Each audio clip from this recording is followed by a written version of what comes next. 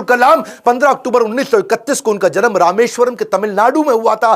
कमजोर आर्थिक स्थिति के एक मुसलमान परिवार में उनका जन्म हुआ। पेशे से उनके पिता नाविक थे और पिता क्योंकि ज्यादा पढ़े लिखे नहीं थे तो शुरू से उनको काफी तकलीफें आई। एक बार क्लास के अंदर उनका एक दोस्त हुआ करता था जो कि मुख्य पुरोहित को बेटा था, और मुख्य पुरोहित को बेटा जो रामदास शास्त्री अपने इसके साथ में पहली बेंच पे बैठे मास्टर जी नाराज हो गए। ए मुसलमान लड़का प्रमुख शास्त्री के बेटे के साथ पहली बेंच पे कैसे बैठा? उनको लगा के थप्पड़ पीछे बैठा दिया, भाग पीछे जाकर के बैठ। अब्दुल कलाम चुपचाप जाके पीछे बैठ गए और क्या सोचिए, इस घटना पे उन्होंने उस दिन संकल्प लिया पीछे बैठ के दुनिया बदलूंगा। और पीछे बैठना कोई मायने नहीं रखता, इसलिए वो कहा करते थे देश का सबसे अच्छा दिमाग क्लासरूम की आखिरी बेंच पे भी मिल सकता है। अच्छा, परिवार बहुत बड़ा था, 10 भाई बहन थे, पैसों की कमी तो होनी थी, तो अपने खर्चा निकालने के लिए अखबार बेचना शुरू किया। छोटी उम्र में अखबार क्यों बेचते थे? इनको पता था पैसा तो मिलेगा, लेकिन सारे रास्ते में बेचते वक्त पूरे अखबार को पढ़ जाऊंगा। चलते चलते सारे अखबार को पढ़ जाया करते थे। 8 साल की जब उम्र में थे ना, ये बहुत छोटे थे, इनके गांव से कई किलोमीटर दूर एक मास्टर जी बहुत बढ़िया गणित पढ़ाते थे और बोले सुबह 4 बजे 1 घंटे की क्लास फ्री है, उसी बच्चे को पढ़ाऊंगा सुबह 4 बजे जो नहा धो के आएगा। अब ये कई किलोमीटर दूर सुबह 3 बजे उठ के तैयार हो के नहा के ठंडे पानी से किसी भी मौसम में, सर्दी हो बारिश हो या तूफान हो, 4 बजे पहुंच जाया करते थे। कलाम जब रात को भी घर में पढ़ते थे तो उनके वहां पे लालटेन होती थी केरोसिन ऑयल से जलने वाली। 7 से 9 केवल 2 घंटे का तेल था इनके पास में, वो केरोसिन ऑयल, मिट्टी का तेल। लेकिन पिताजी माताजी इनकी जब देखा पढ़ने में इंटरेस्ट है तो उन्होंने अपने लिए अंधेरा रखा और इसके लिए 11 बजे तक किया। मेहनत से कभी डरे नहीं। 5वीं क्लास में थे, उनके टीचर सुब्रमण्यम अय्यर, श्री शिवा सुब्रमण्यम अय्यर, जो बच्चों को सिखा रहे थे चिड़िया कैसे उड़ती है, उसकी डिटेल की डिटेल, चिड़िया कैसे उड़ती है, चिड़िया कैसे उड़ती है, बच्चों को समझ ही ना आए तो ये उनको वहीं समुद्र के किनारे ले गए और वहां उड़ती हुई चिड़िया दिखाई। और वो लाइव एग्जांपल जब दिखाया चिड़िया उड़ती हुई, उसकी डिटेल की डिटेल पंखों की समझाई, तो उनके दिमाग में वहीं से इनका प्रोफेशन शेप हो गया। उनका घर समुद्र के करीब था और इच्छाएं आकाश से आगे थी, वहीं से एरोनॉटिक्स इनको समझ में आया। हाई स्कूल इन्होंने रामनाथपुरम के एक श्वार्ट्ज हायर सेकेंडरी स्कूल में किया और एक दिन एक बार अपने स्कूल में किसी गलत क्लास में पहुंच गए। और गलत क्लास में जब अंदर घुसे तो टीचर ने इनको चपत लगाई, जब तक तुम्हें यही नहीं समझ में आ रहा कि तुम्हारी क्लास कौन सी है, मैथमेटिक्स की क्लास में तुम गलत क्लास में पहुंच गए तो तुम क्या पढ़ोगे और क्या आगे बढ़ोगे। और वहीं इन्होंने इतनी पढ़ाई करी मैथमेटिक्स में कि 100 में 100 नंबर ले आए। टीचर भी हैरान हो गया, अगर तुम सूर्य की तरह चमकना चाहते हो तो पहले सूर्य की तरह जलना होगा।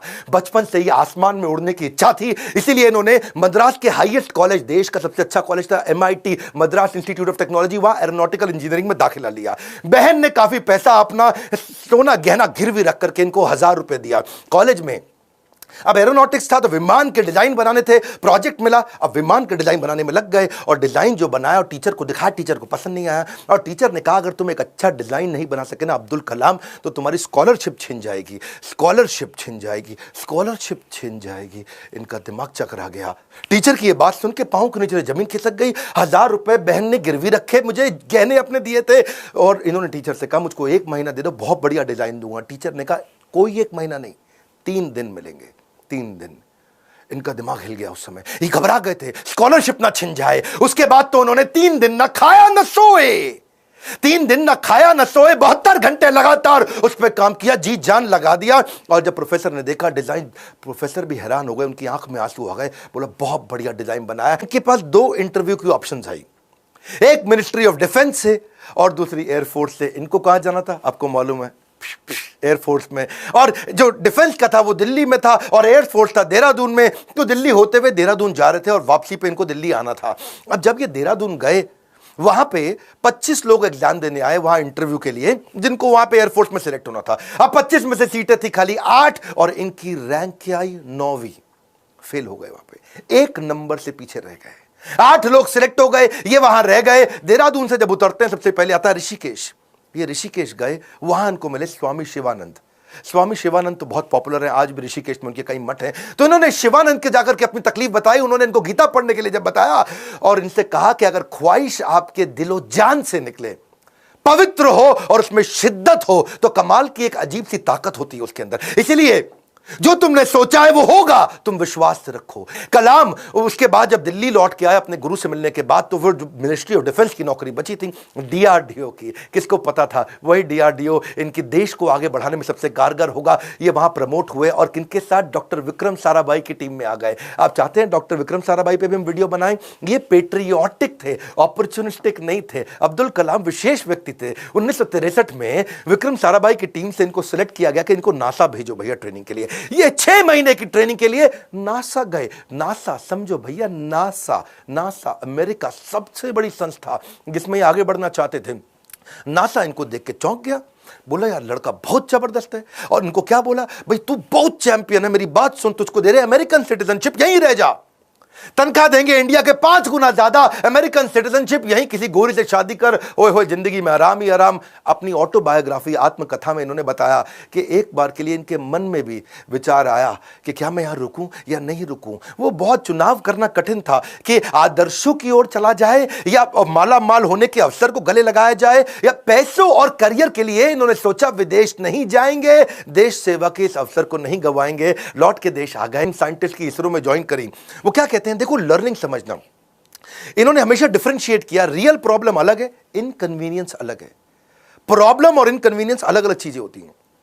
अगर आपके घर में भैया आग लग जाए, घर में आग लग गई, धू धू के घर जल रहा है, और उसी वक्त आपकी गर्दन भी टूट जाए, हाथ भी टूट जाए, पांव भी टूट जाए, उसको बोलते हैं आप मुसीबत में हैं। बाकी सब कुछ केवल सामान्य असुविधाएं होती हैं। इनके जीवन में इन्होंने असुविधा पे ध्यान नहीं दिया, रियल प्रॉब्लम्स पे ध्यान दिया। असुविधा बहुत आई क्योंकि ये शुरुआती टीम में इसरो की ज्वाइन किए थे। उन्होंने ज्वाइन किया मैं शुरुआती दिनों में तो सेंट मेरीज चर्च था, कुछ नहीं दिया गया, कोई इन्वेस्टमेंट नहीं थी वहां पे। सेंट मेरीज चर्च को इन्होंने अपना ऑफिस बनाना पड़ा इनको। वहां सारे साइंटिस्ट इंजीनियर जो नासा से ट्रेन होकर आए थे वो चर्च में बैठ के ऑफिस में बैठे, और बीच पे उन्होंने समुद्र के किनारे अपना रॉकेट का लॉन्च पैड बनाया, और जो अस्तबल होता है या बल्कि कैटल शेड जो गौशाला होती है वहां की लेबोरेटरी बन गई। बिशप जो चर्च के फादर थे उनके घर को इन्होंने अपना वर्कशॉप बनाया। साइकिल पे और बुल्लक कार्ट पे, बुल्लक कार्ट समझते हैं बैलगाड़ी है जी, धीरे धीरे चक्का चलता या खुद ही साइकिल पे रॉकेट रख रख के ले जा रहे थे। रॉकेट के छोटे छोटे पार्ट और सैटेलाइट, आज भी फोटोग्राफ्स हैं। सारी डिफिकल्टीज के बीच में इन्होंने पहला साउंडिंग रॉकेट 1963 में लॉन्च किया था। ये इतना मशगूल हो गए भैया काम में, इतना मशगूल हो गए, इनकी सगाई फिक्स हो गई थी। उस समय ये 32 साल की उम्र थी, इनकी सगाई फिक्स हो गई, ये काम में लगे रहे, भैया रॉकेट जाएगा, रॉकेट जाएगा, देश का पहला रॉकेट जाएगा।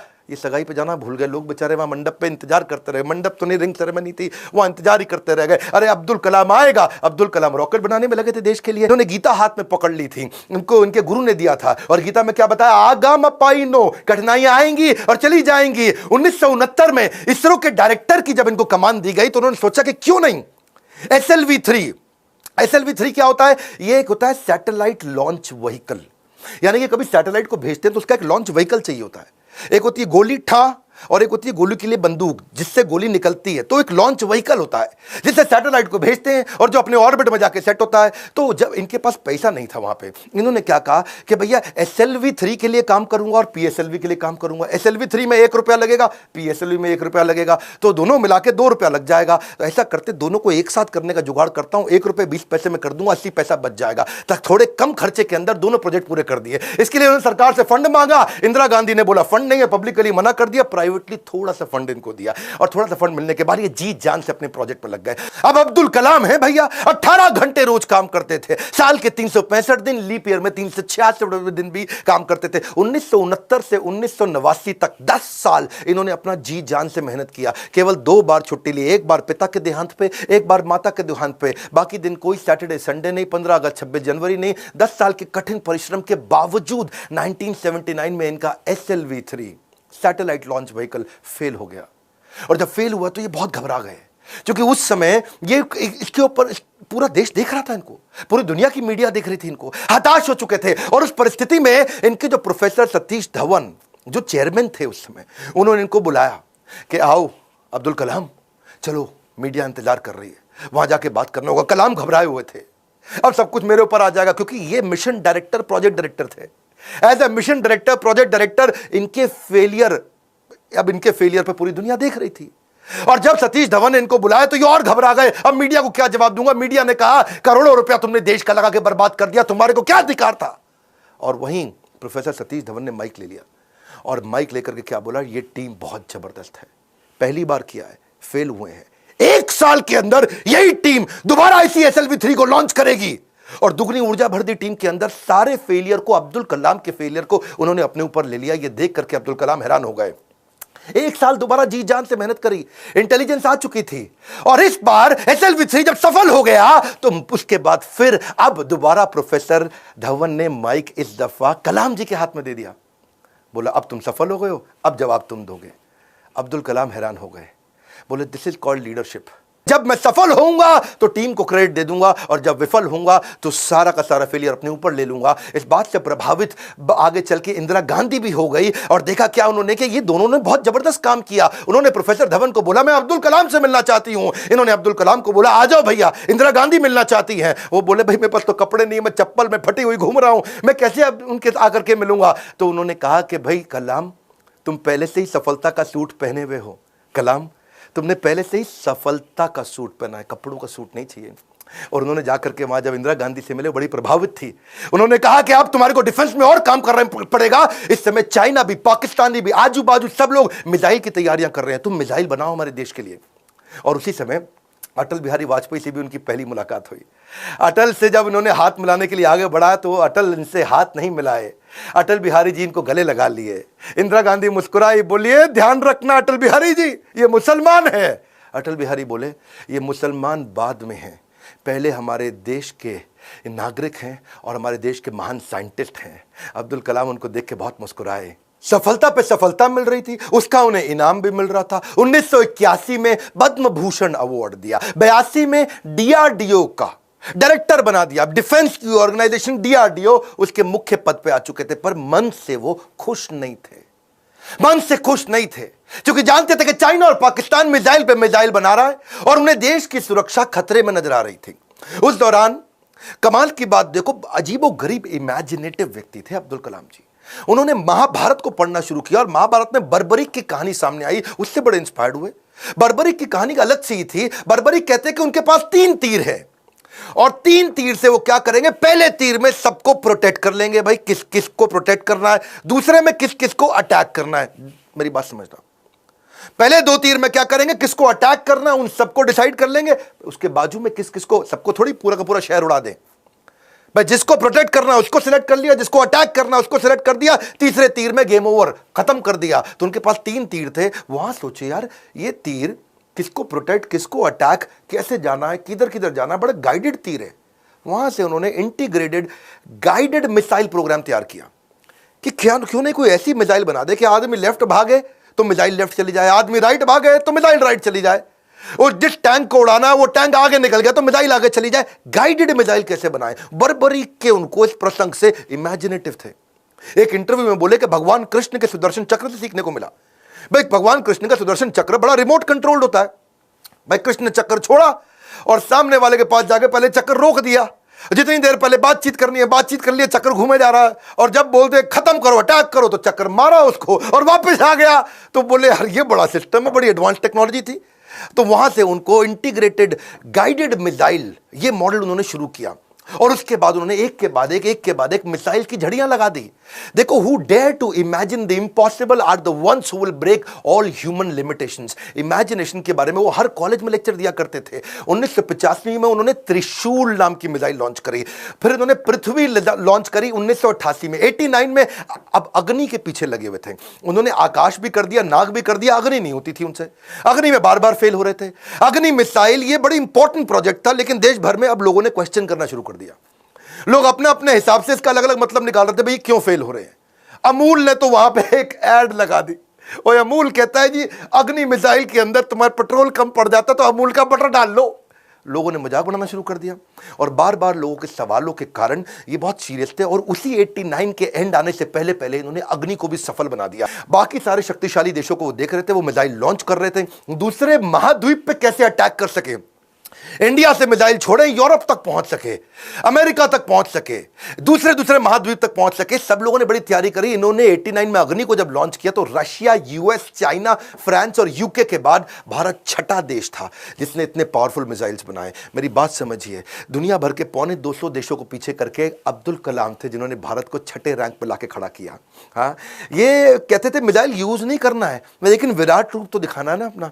10वें अध्याय के बाद जब भगवान कृष्ण ने देखा कि अर्जुन उबासी ले रहा, अर्जुन सीरियस नहीं ले रहा, तो मैं विराट रूप दिखाऊं। और जब कृष्ण ने विराट रूप दिखाया, कृष्ण ने मारा नहीं, किसी को विराट रूप दिखाया, अर्जुन एकदम लाइन पे आ गया, बात समझ आ गई बात। इसीलिए कभी कभार बाजू का पाकिस्तान, चाइना जब आंख दिखाए तो विराट रूप दिखा दो, थोड़ी मिसाइल छोड़ देंगे, विराट रूप दिखा दो, अपने आप लाइन पे आया, समझ आ गया, वापस आ जाओ, सॉरी।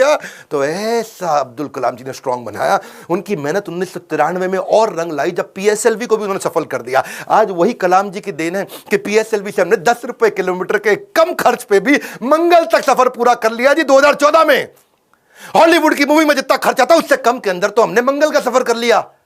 2017 में ये अब्दुल कलाम जी थे जिनके चलते 104 सैटेलाइट एक रॉकेट से लॉन्च किए। दुनिया में सबसे सस्ता अफोर्डेबल प्रोग्राम ये अब्दुल कलाम जी की देन थी। 1979 में वही कलाम थे, वही भारत था, कोई देश मदद नहीं कर रहा था। ये 1979 था और आज 2017 में ये कलाम जी की देन है जब दुनिया भर के देश इंडिया के पास आए, भाई हमारा भेज दो यार, अपने रॉकेट में हमारा भी भेज दो। हमने यूएस की मदद करी, नीदरलैंड की करी, स्विट्जरलैंड की करी, इजराइल की करी, कजाकिस्तान की करी, यूएई की करी और हमारे 100 मिलाकर के 104 सैटेलाइट एक साथ भेजे थे। ये अब्दुल कलाम जी की देन है। भी अपने साइंटिस्ट है, उनको आर्मी की वर्दी में डाल दो, सैटेलाइट को समझ ही ना है कि भैया तो नॉर्मल आर्मी घूम रही है, ये कोई साइंटिस्ट थोड़ी है, ये तो नॉर्मल आर्मी है। पहला।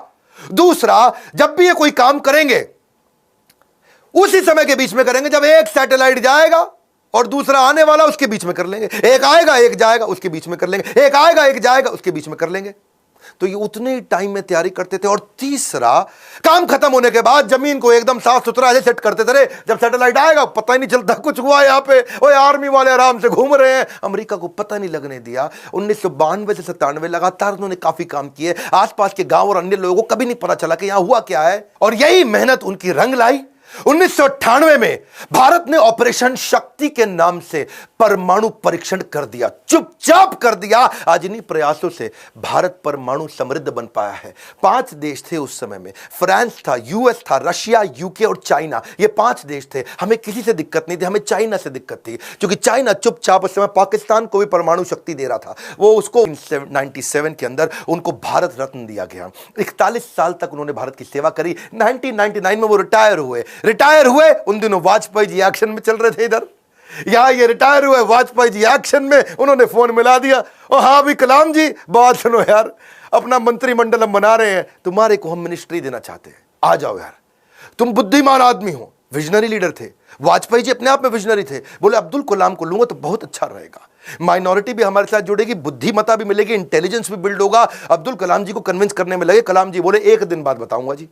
1 दिन बाद कलाम जी ने फोन कर दिया कि जी मैं अस्वीकार करना चाहता हूं, और मिल करके फिर जाके बोला कि मुझको एक नई पीढ़ी तैयार करनी है जो भारत को विश्व गुरु बना सके। एक नई पीढ़ी तैयार करने के लिए मैं कॉलेजेस में पढ़ाना चाहता हूं। अपनी टीचिंग के प्रोफेशन के लिए अन्नामलाई यूनिवर्सिटी तमिलनाडु साउथ वापस चले गए। अगली बार यहां तो सब ठीक हो गया। अब जब राष्ट्रपति बनने का समय आया 2002 में, कई लोगों का नाम आया, बहुत सी चीजें आगे पीछे हुई, और उन्हीं दिनों जब वो नाम आया तो फिर से यहां घंटी बजती रही इनके ऑफिस के अंदर, कलाम जी के। और जब ऑफिस में घंटी बजती रही, किसी को नहीं पता चला, तो किसी ने, इनके वाइस चांसलर ने इनके यूनिवर्सिटी में जाके भाग के कलाम जी को बोला, अरे कलाम जी आपके यहां प्रधानमंत्री जी का फोन आ रहा है बार बार। कलाम जी गए, उन्होंने फोन उठाया, तो नमस्कार, बातचीत शुरू हुई।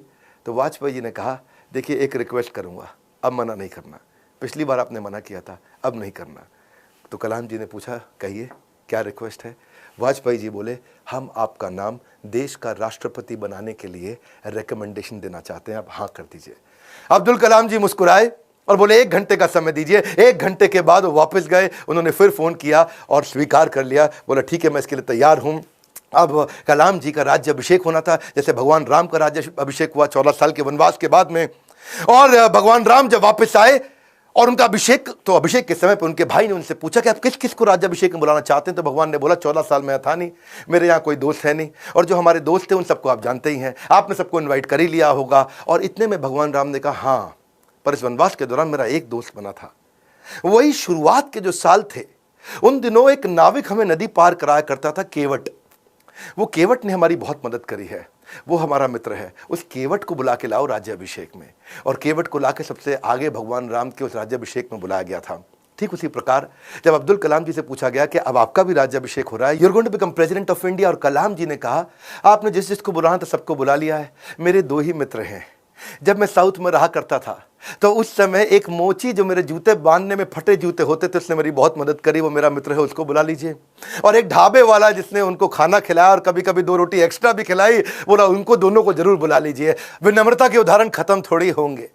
आमतौर पर जब व्यक्ति बड़ा होता है या राष्ट्रपति बन जाता है तो कहीं कहीं ट्रक लेकर के राष्ट्रपति भवन जाता है और कहीं मल्टीप्लाइड एक्स्ट्रा ट्रक लेकर के बाहर निकलता है। पर अब्दुल कलाम जी केवल एक मात्र ऐसे राष्ट्रपति थे जो 2 सूटकेस से भवन में गए थे और निकलते वक्त 2 ही सूटकेस लेकर के भवन से वापस आए थे। उनकी कुल संपत्ति में क्या था? कुछ नहीं था। एक रामेश्वरम में उनका पैतृक घर जो उनके पिता ने बनाया था, 2500 उनकी किताबें, एक वीणा जिसको बजाने में उनको बड़ा आनंद आया करता था, वीणा बहुत बजाते थे, एक उनकी कलाई की घड़ी, एक सीडी प्लेयर जिसमें वो भजन सुना करते थे, एक लैपटॉप था, 6 कमीजें जिनमें 3 तो डीआरडीओ की दी थी, 3 उनकी खुद की थी, 4 पेंट थी टोटल जो 2 डीआरडीओ की दी थी, 2 उनकी खुद की थी, 3 सूट थे और 1 जोड़ी जूता। हाँ, लेकिन उनके पास खास बात क्या थी? 40 डॉक्टरेट थी। खुद पीएचडी की पढ़ाई कभी नहीं करी, कोई मेडिकल पीएचडी की पढ़ाई नहीं करी, पर जिस यूनिवर्सिटी जाते थे लोग उन्हें डॉक्टरेट देते थे। लॉ, इंजीनियरिंग, साइंस, कितनी तरह की doctorate, Padma Bhushan, Padma Vibhushan, Bharat Ratna, Veer Savarkar award, Ramanujan award, कई प्रकार के इनको अवार्ड मिले।